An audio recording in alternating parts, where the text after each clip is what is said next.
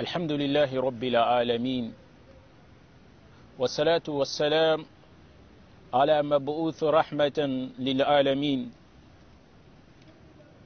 محمد ابن عبد الله وبعد السلام عليكم ورحمة الله وبركاته. Toutes les louanges sont dues à Allah, Seigneur des univers, Seigneur des croyants et des non-croyants, Créateur des fidèles et des infidèles. C'est lui Allah qui mérite véritablement notre adoration. Que la paix et la bénédiction soient sur celui-là qu'Allah a élu pour être la miséricorde à toute l'humanité, au peuple des djinns ainsi qu'à tout l'univers. Après cela, je vous salue par le salut de l'islam qui est que la paix et la bénédiction d'Allah soient sur vous. Chers téléspectateurs, dans cet épisode, nous allons, par la grâce d'Allah, envisager les bons caractères du prophète sallallahu alayhi wa sallam envers les non-croyants, envers les infidèles. Car le prophète sallallahu alayhi wa sallam, comme Dieu nous le dit dans le Coran, وَمَا أَرْسَلْنَاكَ إِلَّا رَحْمَةً لِلْعَالَمِينَ. Dieu dit à propos de son messager sallallahu alayhi wa sallam, nous ne t'avons envoyé ô toi Muhammad que comme miséricorde pour toute l'humanité. Ainsi, dès au début de la mission du prophète sallallahu alayhi wa sallam, comme nous allons le voir à travers différentes expériences de la vie du prophète sallallahu alayhi wa sallam. Première expérience que nous allons évoquer ici et à travers laquelle nous allons tirer les leçons du bon comportement ou des bons caractères du prophète sallallahu alayhi wa sallam, c'est au début de sa mission. Le prophète sallallahu alayhi wa sallam, après avoir appelé les gens de la Mecque à l'islam, après que le prophète sallallahu alayhi wa sallam ait été persécuté à la Mecque, le prophète sallallahu alayhi wa sallam avait envisagé de transmettre le message en dehors de la Mecque, dans une ville située dans les environs de la Mecque, à savoir Taïf. Le prophète sallallahu alayhi wa sallam était parti avec son fils adoptif, Zayd ibn Haritha. Ils sont partis appeler ces gens-là à ce qui va être source d'honneur pour eux, à savoir l'islam. Mais les gens de Taïf ont accueilli le prophète sallallahu alayhi wa sallam avec le déshonneur, car ils l'ont accueilli avec des pierres et ils ont demandé à la jeunesse de Taïf de pourchasser le prophète sallallahu alayhi wa sallam et son compagnon Zayd. Après avoir chassé le prophète sallallahu alayhi wa sallam, le prophète sallallahu alayhi wa sallam est revenu vers la Mecque. Et dans, on va dire, les jurons de la Mecque, le prophète sallallahu alayhi wa sallam était quelque peu désespéré. Mais Dieu envoya au prophète sallallahu alayhi wa sallam l'ange Gabriel, en compagnie plutôt de l'ange qui s'occupe des montagnes. L'ange Gabriel vient voir le prophète sallallahu alayhi wa sallam et lui dit: « Ô Muhammad, ton Seigneur ne t'a pas oublié. Ton Seigneur m'a envoyé te rassurer aujourd'hui. Et il m'a envoyé avec l'ange des montagnes. Et il m'a enjoint que quelle qu'en soit la décision que tu auras prise, ce sera cela que l'ange des montagnes va exécuter. » Et il dit au prophète sallallahu alayhi wa sallam: « Tu viens d'appeler un peuple à ta religion, à l'islam, mais voilà comment ils t'ont accueilli avec des pierres, en t'insultant avec le déshonneur. Et si tu veux, Muhammad sallallahu alayhi wa sallam, je vais ordonner à l'ange des montagnes de faire précipiter, ou si vous voulez, de faire tomber les montagnes et faire disparaître la ville de Taïf. » Le prophète sallallahu alayhi wa sallam eut ces mots à propos de ce que l'ange lui avait proposé comme solution. Le prophète sallallahu alayhi wa sallam dit: « Oh, au contraire, je ne voudrais pas leur destruction. Au contraire, ce que je voulais de la part de Dieu, c'est que Dieu fasse sortir parmi les gens de Taïf une progéniture qui va aimer Dieu, qui va adorer Dieu et lui réserver un culte exclusif. » Le prophète sallallahu alayhi wa sallam dit, en gros, qu'il voudrait bien que Dieu fasse sortir des gens de Taïf des musulmans. Subhanallah. Regardez le comportement du prophète sallallahu alayhi wa sallam vis-à-vis de l'adversité, vis-à-vis de ce que ces gens-là ont eu comme mauvais comportement vis-à-vis du prophète sallallahu alayhi wa sallam. Au lieu de demander la destruction des peuples de Taïf, le prophète sallallahu alayhi wa sallam voudrait bien que Dieu fasse sortir des gens de Taïf, des gens qui vont l'adorer, que Dieu fasse sortir des gens de Taïf, des musulmans. Ça c'est un premier cas s'agissant du comportement du prophète sallallahu alayhi wa sallam vis-à-vis des infidèles. Deuxième expérience que nous allons évoquer ici, c'est que c'est un cas qui est rapporté par Abu Huraira, un des compagnons du prophète sallallahu alayhi wa sallam. Il dit un jour on demanda au prophète sallallahu alayhi wa sallam, allant dans le même sens, on a demandé au prophète sallallahu alayhi wa sallam d'invoquer contre les polythéistes. Ça veut dire quoi? D'invoquer Dieu pour que les polythéistes périssent, pour que les infidèles périssent, pour que ceux qui ne croient pas au prophète sallallahu alayhi wa sallam, qui ne voudraient pas l'accepter ou accepter son message périssent. Mais le prophète sallallahu alayhi wa sallam eut ces mots vis-à-vis de ce qu'on lui proposa vis-à-vis des polythéistes. Le prophète sallallahu alayhi wa sallam dit: je n'ai pas été envoyé pour maudire, j'ai été envoyé comme une miséricorde. Reprenant ce que Dieu dit à propos du prophète sallallahu alayhi wa sallam dans le Coran, il dit: wa ma arsalnaka illa rahmatan lil alamin. Le prophète sallallahu alayhi wa sallam, on lui demanda de maudire les polythéistes parce qu'ils ont refusé de croire à sa mission. Mais le prophète sallallahu alayhi wa sallam dit: je n'ai pas été envoyé pour maudire, au contraire, j'ai été envoyé comme miséricorde. Subhanallah. Le hadith est rapporté par Abu Huraira. De même, Abu Huraira dit qu'un des compagnons du prophète sallallahu alayhi wa sallam, Tufayl ibn Amr ad-Dawsi, c'est un des compagnons du prophète sallallahu alayhi wa sallam. Après sa conversion à l'islam, Tufayl va retourner vers les Dawsi pour les appeler à l'islam, avec certains compagnons du prophète sallallahu alayhi wa sallam. Et Abu Huraira dit, lorsque Tufayl est revenu avec ses compagnons, ils vinrent voir le prophète sallallahu alayhi wa sallam. Et ils dirent ceci au messager d'Allah sallallahu alayhi wa sallam. Il dit, Tufayl qui est un des membres de la tribu de Daws, il dit: la tribu de Daws a désobéi et s'est révoltée. Il s'est révolté contre nous. La tribu de Daws a désobéi et s'est révoltée contre nous. Invoque Allah Tout-Puissant contre eux. Subhanallah. Tufayl ibn Amr, qui est Dawsi, de la tribu de Daws, il vient voir le prophète sallallahu alayhi wa sallam pour dire: ma tribu m'a désobéi. Je les appelais à l'islam, ils m'ont désobéi. Et ils se sont rebellés contre nous. Ô prophète, invoque Dieu contre eux. Subhanallah. Pensant que le prophète sallallahu alayhi wa sallam allait agir de la sorte, les gens qui se trouvaient avec le prophète sallallahu alayhi wa sallam, ses compagnons, dirent: Daws a péri. Parce qu'ils savent que si le prophète sallallahu alayhi wa sallam invoque Dieu contre ces gens, ils vont périr. Donc, les compagnons qui se trouvaient autour du prophète sallallahu alayhi wa sallam, ils disent: Daws, le cas de la tribu de Daws est scellé. Si le prophète invoque contre eux, ils sont foutus. Mais le prophète sallallahu alayhi wa sallam dit: oh Allah, je t'invoque, fais miséricorde à Daws par ta guidance et amène-les à l'islam. Au lieu de les maudire, au lieu d'invoquer contre eux, c'est des gens qui se sont rebellés contre un des leurs, Tufayl ibn Amr, qui est devenu musulman. Au lieu de répondre à l'appel de l'islam, ces gens se sont rebellés contre eux. Mais le prophète sallallahu alayhi wa sallam, au lieu de les maudire, au lieu de dire des propos malsains contre eux, le prophète sallallahu alayhi wa sallam dit: oh Allah, je t'invoque, fais miséricorde à Daws par ta guidance et amène-les à l'islam.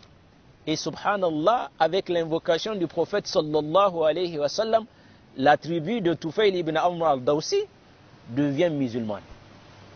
Regardez le comportement du prophète sallallahu alayhi wa sallam vis-à-vis des gens qui ont repoussé son représentant, celui-là qui appelle à la mission du prophète sallallahu alayhi wa sallam.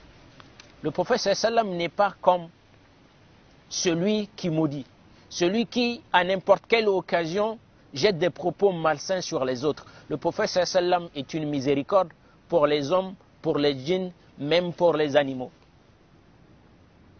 Autre exemple que nous allons évoquer ici.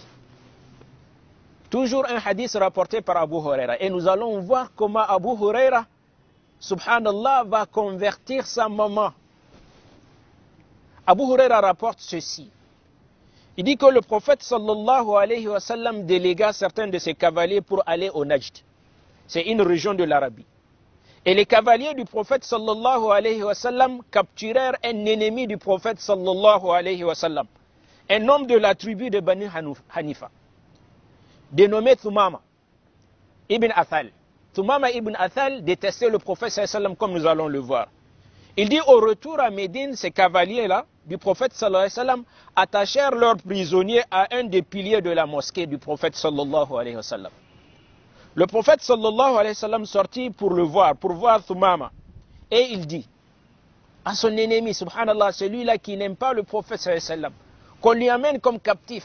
Le prophète sallallahu alayhi wa sallam dit, comment tu es senti, Thumama? Comment tu es senti aujourd'hui? Thumama lui répondit, bien Muhammad, je me sens bien Muhammad. Si tu me tues, tu ne fais que de la vengeance. Tu ne fais que répandre du sang par la vengeance. Et si tu me pardonnes, tu fais grâce, tu fais miséricorde à quelqu'un de haut rang qui saura l'apprécier. Et si tu veux de l'argent, si ce que tu cherches c'est de l'argent, alors demande ce que tu veux. Le prophète sallallahu alayhi wa sallam, après ces propos de Thumama, il l'abandonne. Il abandonne Thumama ainsi jusqu'au lendemain. Puis le jour suivant, le prophète sallallahu alayhi wa sallam, le lendemain, le prophète sallallahu alayhi wa sallam vient voir Thumama ibn Athal et lui posa la même question. Et Thumama, il a la même réponse. Il dit au prophète sallallahu alayhi wa sallam, subhanallah, regardez comment un infidèle parle au prophète sallallahu alayhi wa sallam et quel est le comportement du prophète sallallahu alayhi wa sallam en présence de ses compagnons. Le prophète sallallahu alayhi wa sallam lui dit, comment te sens-tu aujourd'hui Thumama? Deuxième jour. Il dit, je me sens bien ô Mohammed. Si tu me pardonnes, tu fais grâce à quelqu'un de haut rang et qui saura l'apprécier. Et si c'est de l'argent que tu veux, demande ce que tu veux. Le troisième jour, le prophète sallallahu alayhi wa sallam vient voir ce même monsieur, Thumama. Il lui pose la même question et la réponse est idem.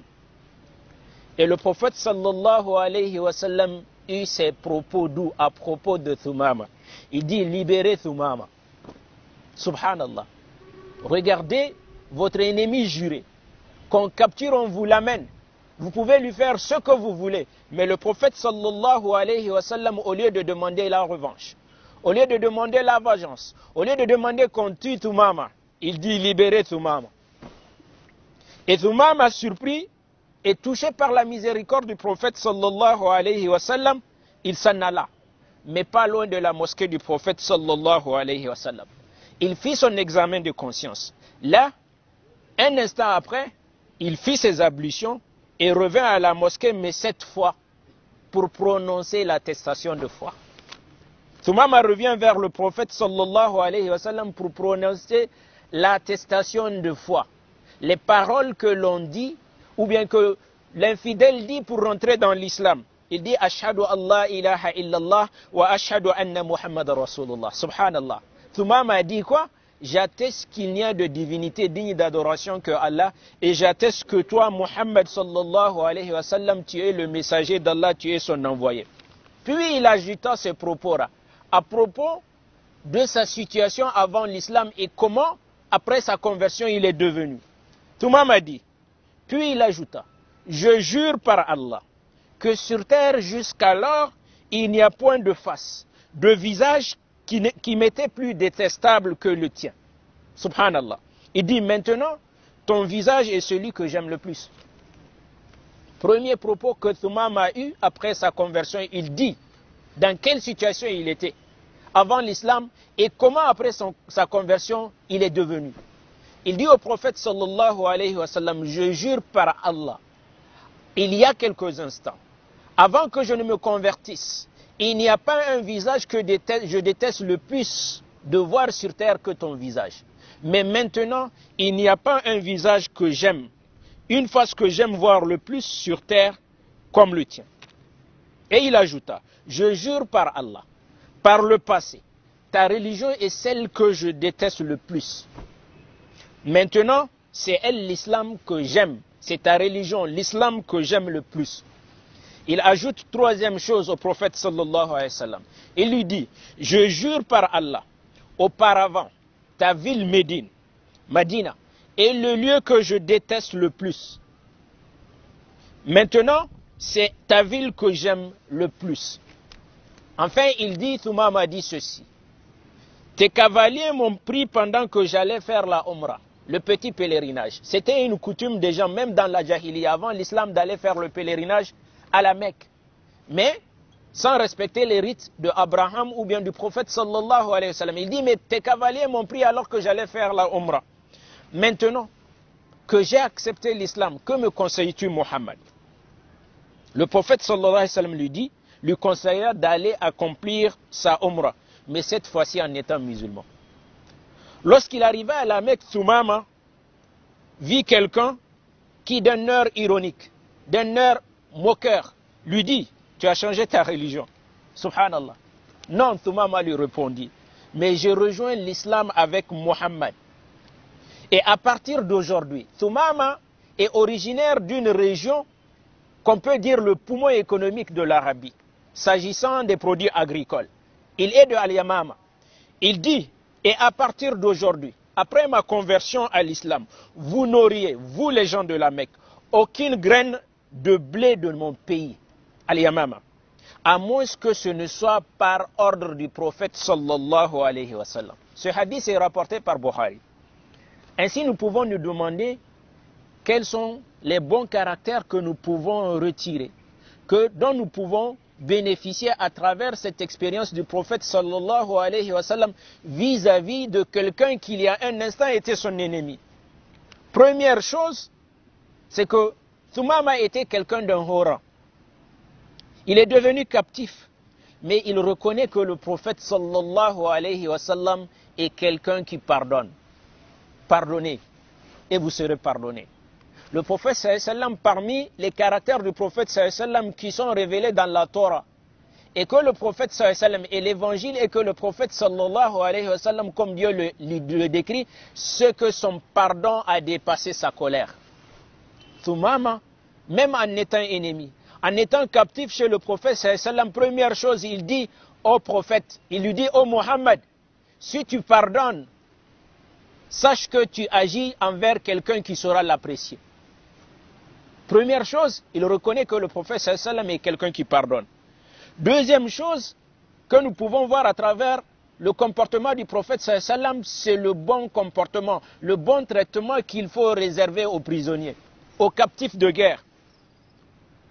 Avant même qu'on ne parle des droits humains, ou bien de droits humanitaires, ou bien de droits de la guerre, le prophète sallallahu alayhi wa sallam traitait bien ses prisonniers. Ce que le prophète sallallahu alayhi wa sallam capturait, même sur le champ de bataille, il les traitait bien.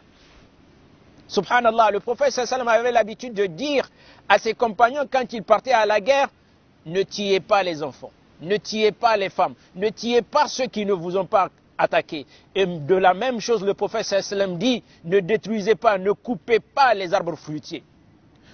Ne vous en prenez pas à ceux qui sont dans les monastères. Subhanallah. Ça, c'est le comportement du prophète sallallahu alayhi wa sallam. Et cela est bien. C'est ce que Dieu nous dit dans le Coran. Dieu dit, s'agissant du bon comportement du prophète sallallahu alayhi wa sallam envers ses compagnons. Dieu nous dit, فَبِمَا رَحْمَةً مِّنَ اللَّهِ لِنْتَ لَهُمْ وَلَوْ كُنْتَ فَظًّا غَلِيظَ الْقَلْبِ لَانفَضُّوا مِنْ حَوْلِكَ فَاعْفُ عَنْهُمْ وَاسْتَغْفِرْ لَهُمْ وَشَاوِرْهُمْ فِي الْأَمْرِ فإذا عزمت فتوكل على الله إن الله يحب المتوكلون. Dieu dit au prophète sallallahu alayhi wa sallam, ce n'est que par une miséricorde, une grâce de ta part que tu as été doux envers eux.